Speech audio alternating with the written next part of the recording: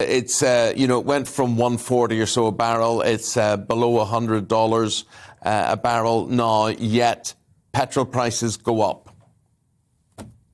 Well, this is why lots of people, quite serious people, are calling for investigations into how the big petrol companies run their affairs. Because you're right, whenever oil prices go up, they're very quick to increase petrol and diesel prices. We've seen £2 a litre plus for diesel in some parts of the country. But when oil prices come down, funnily enough, we don't see the same thing happening on the forecourts when we fill up our cars and vans. And this is part of the big cost of living squeeze that we're seeing, which is why the Prime Minister is going to other parts of the world, trying to fill the gap. About 7 million barrels of oil hit the global market from Russian exports each and every day.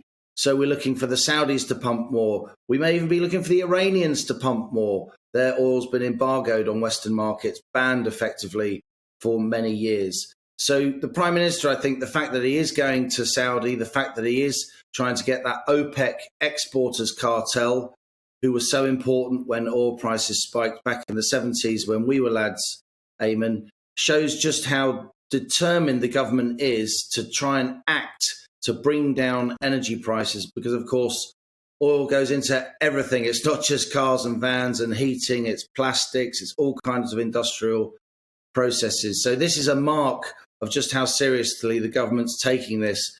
Whether or not they'll investigate the petrol companies and ask them to start reflecting downturns in oil price as well as upturns, that remains to be seen. Liam, tell me this. What's your view on Nazanin Zaghari-Ratcliffe's release? We've been talking about it, obviously, for, it's all over the papers, the release happening whilst most people were sleeping, returning to the UK. Linked to oil, do you think, in some way?